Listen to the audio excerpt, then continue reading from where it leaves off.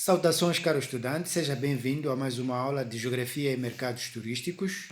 Ainda continuamos no primeiro tema. Este primeiro tema é vasto em termos de conteúdos, então hoje vamos caracterizar os mercados turísticos.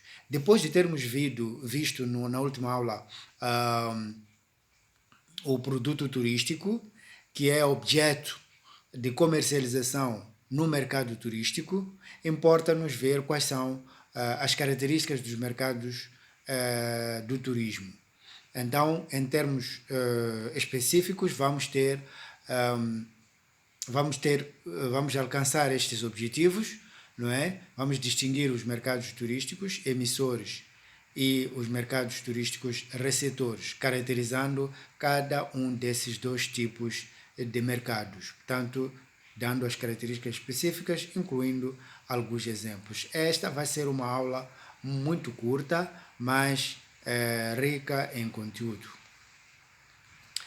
Turismo interno, turismo emissor e turismo receptor. É importante percebermos e distinguirmos estes termos.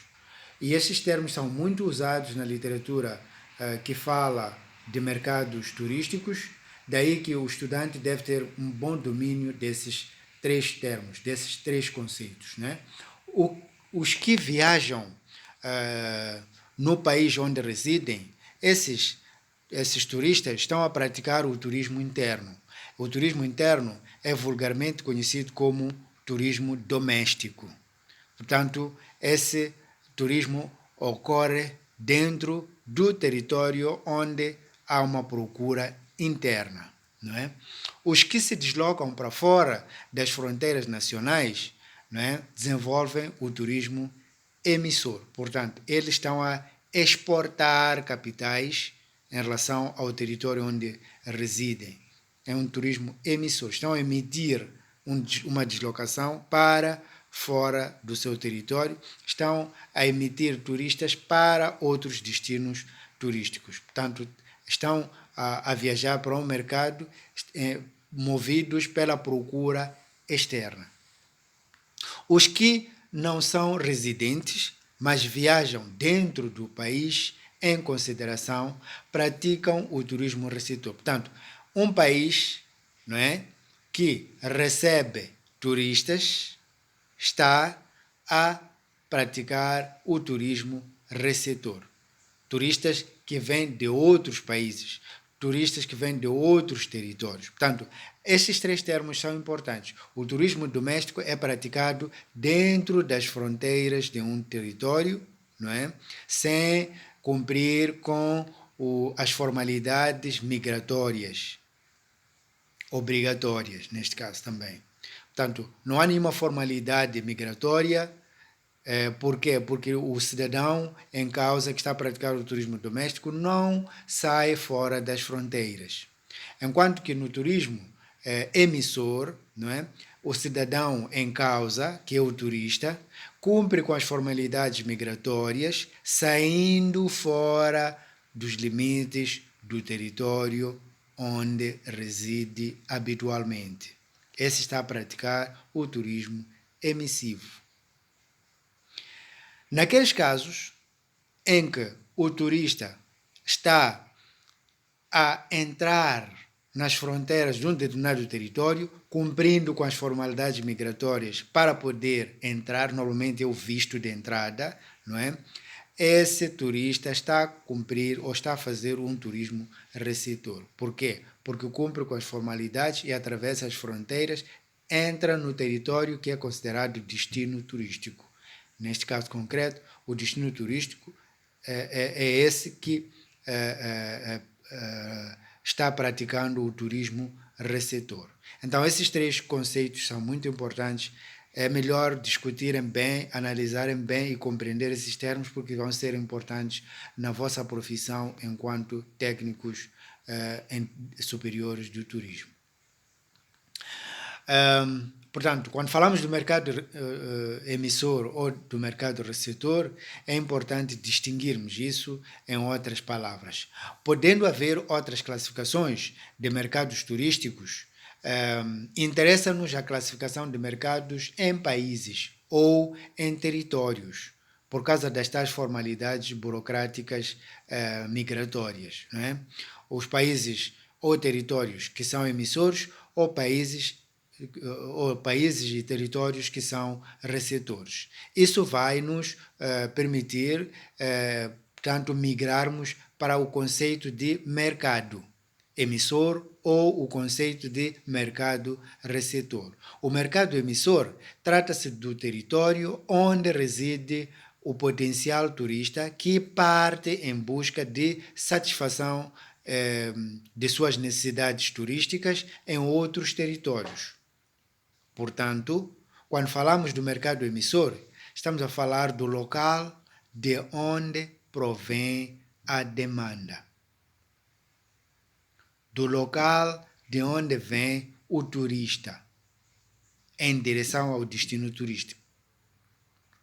E quando nós falamos do mercado receptor, trata-se de um território para onde se dirige o potencial turista em busca da sua satisfação de necessidades turísticas. Logo, esse mercado receptor é onde se encontra a oferta turística, é onde temos o chamado destino turístico. Portanto, o mercado receptor é o destino turístico. Acho que deu para entender. Para o efeito, para além do número de turistas que emitem ou recebem um outro indicador que é importante para a caracterização do mercado receptor e ou emissor, trata-se das receitas e despesas geradas pelo turismo. Portanto, além de considerarmos o número de turistas que chegam num determinado território, né, para considerarmos como emissor ou receptor, é importante nós considerarmos indicadores que têm a ver com receita e despesas geradas. Portanto, um país ou território cujas despesas turísticas, repito, são superiores às receitas do turismo, classificamos esse território como sendo um território emissor. As despesas turísticas são superiores às receitas. Temos um turismo emissor, temos um mercado emissor. Ao passo que um país cujas receitas sejam superiores às despesas, estamos perante um mercado receptor. Ficou claro? As situações podem inverter-se. Em um país que se manteve durante muito tempo como um receptor, na seção da balança turística pode tornar-se emissor. Isso porque, em virtude de do seu desenvolvimento econômico, né, o seu nível de desenvolvimento econômico ter elevado, não é? Da sua favorável conjuntura econômica. A conjuntura econômica, isto é, o desenvolvimento econômico e social desse país pode permitir que os seus cidadãos tenham apetência para sair fora porque já têm um nível de renda favorável para realizarem viagens. Não é? Daí que vão sair, não é? Para fora do local onde residem normalmente. Né? Um acréscimo das saídas dos seus residentes superior ao número de pessoas que visitam esse território. Portanto, o que está-se a dizer aqui é que um território que é normalmente receptor pode se tornar emissor porque era receptor devido às condições que tem em termos de infraestruturas do turismo, em termos de atrativos que tem, mas o nível de desenvolvimento, à medida que vai crescendo, os cidadãos desse território também podem desenvolver as apetências em viajar para outros territórios, convertendo esse mercado que era receptor num mercado emissor. Um outro conceito que é importante abordar é o do núcleo turístico. O núcleo turístico normalmente corresponde a espaços geográficos de dimensões menores em relação aos países. Portanto, são unidades geográficas dentro de um país, não é? Que geram atividade turística emissora ou receptora. Um núcleo turístico tem uma dimensão relativamente menor e faz parte do território de um país. O núcleo turístico emissor é aquele que produz fluxos ou correntes turísticas em direção ao lugar que tem atrativos turísticos, portanto, em direção ao destino turístico. Enquanto que o núcleo turístico receptor é o próprio destino turístico, aquele território que tem recursos atrativos e oferta para atrair fluxos turísticos. Daí que é importante que o meu caro estudante faça análise desses 4 conceitos: o conceito de núcleo turístico, o conceito de território turístico, o conceito de mercado turístico, o conceito de destino turístico. Esses conceitos são relacionados. A vossa análise, depois de compreender cada um deles, deve ser no sentido de perceber qual é o conceito que contém qual. Características do mercado emissor. O mercado emissor tem um pouco mais de 7 características. As 7 que estão aqui são características fundamentais. A primeira característica é que um mercado emissor trata-se de uma sociedade mais desenvolvida ou em desenvolvimento. Portanto, os seus níveis de desenvolvimento estão a crescer ou os seus níveis de desenvolvimento já são altos, não é? Os seus indicadores de desenvolvimento são altos, né? Portanto, 2 é um território com um alto nível econômico e social, onde se produz vasto número de bens e serviços, né? Bens de consumo e serviços. Significa que a sua população está engajada na produção, tem uma renda elevada e tem capacidade, portanto, para viajar. São países que detém grandes parcelas de população com rendimentos altos. Portanto, quando você tem rendimento alto, tem capacidade de viajar, né? E desenvolve outros desejos que vão além das necessidades básicas ou dos desejos básicos. Passa a ter necessidades supérfluas, que uma delas é viajar e gastar dinheiro. 4, tem um bom nível cultural. O que isso está a querer dizer? Significa que são pessoas instruídas, que têm noção da importância do intercâmbio cultural com outros povos, de conhecer o modus vivendi de outros povos, né? Como é que vivem os outros, como é que que tipo de comida comem, como é que interagem, como é que se divertem, que tipo de atividades desenvolvem para o lazer. Portanto, tem um nível cultural alto. 5, tem capacidade e meios de acesso à informação. Portanto, tem um desenvolvimento tecnológico em termos de tecnologias de informação e comunicação muito elevado, mas também tem acesso à mídia que divulga diferentes informações sobre os mercados turísticos que existem lá fora. E também tem acesso aos jornais. Portanto, tem acesso a diferentes tipos de informações que lhes permite até escolher o tipo de destinos turísticos que gostariam de visitar. 6, há um interesse em satisfazer necessidades do tempo livre com atividades do lazer. Portanto, aquilo que eu dizia, se alguém trabalha o suficiente e tem uma renda suficiente para gastar com as necessidades básicas, logo vai começar a desenvolver as necessidades, a ter necessidades ou desejos supérfluos. Portanto, a necessidade de desenvolver atividades de lazer, mas também quem trabalha durante 11 meses precisa de um 12º mês de férias para poder gastar o dinheiro que produziu desenvolvendo o turismo, não é? 7, tem necessidade crescente de viajar e aprender, conhecer novas formas de produzir, novas formas de viver, até descobrir se existe ou não um lugar onde pode ir viver e deixar de viver onde está a viver. Exemplos desses países é a América do Norte, é a Europa Ocidental, é o Japão, é a Austrália, é a Nova Zelândia. Mas também existem países em desenvolvimento, que é o caso da América Central e América do Sul, algumas partes do Médio Oriente ou Oriente Médio e a própria Ásia. Portanto, trata-se de países que têm um desenvolvimento, o Médio Oriente e um pouco de Ásia, são países, sobretudo, que têm um desenvolvimento ascendente, não é? Ou já têm um desenvolvimento considerável, como é o caso dos países do Médio Oriente, a Arábia Saudita, aqueles países que têm os Emirados Árabes Unidos, países que têm o seu desenvolvimento ancorado na exploração de hidrocarbonetos, não é? Que é um produto que é exportado para todos os países do mundo. E quais são as características então do mercado receptor? O mercado receptor tem 4 características principais.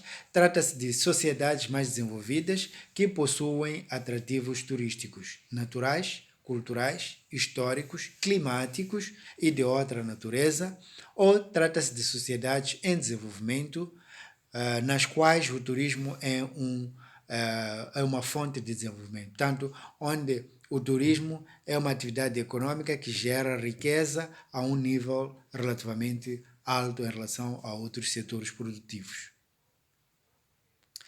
2, possuem índices de urbanização consideráveis. Nós sabemos que o índice de urbanização significa a existência de muitos aglomerados populacionais em cidades e o que desperta maior interesse em visitar esses povos, perceber como é que eles vivem, quais são os aspectos culturais positivos que têm, as suas formas de cozinhar, de se alimentar, de se divertirem, por aí em diante.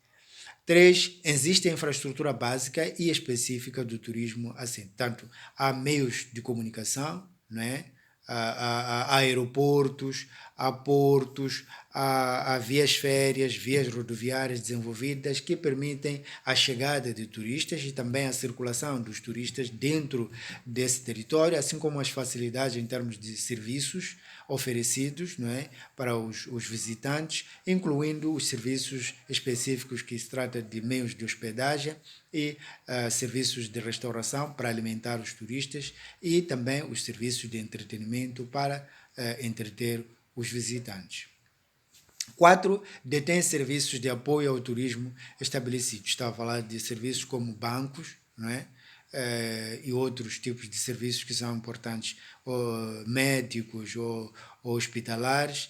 Portanto, são serviços muito importantes para que o turista se sinta seguro que, em caso de doença, pode ter ajuda, pode ter um lugar para ser assistido e pode gozar do seu seguro de vida para poder manter a sua saúde aos níveis desejados.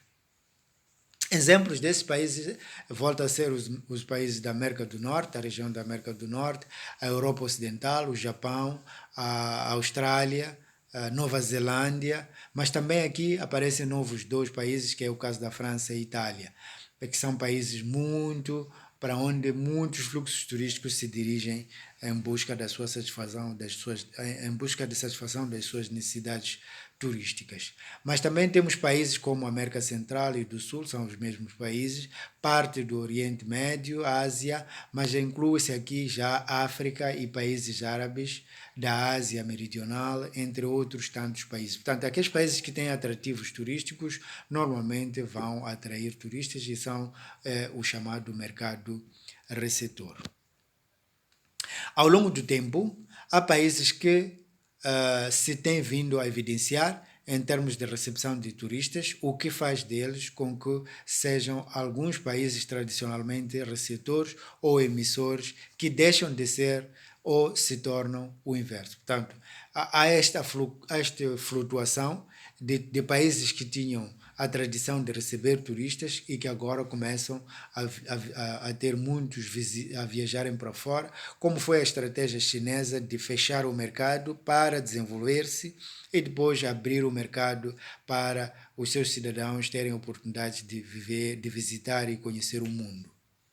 O vosso TPC vai ser trazer dados de exemplos de países que vêm se evidenciando no crescimento em termos de chegadas e ou emissão de turistas à escala mundial. Procurem na literatura, procurem aí na internet, busquem artigos que falam disso, ou livros ou manuais que falam disso, estatísticas, para poderem resolver esta questão e que será avaliada, é para colocarem nos vossos cadernos, será avaliada, prometo.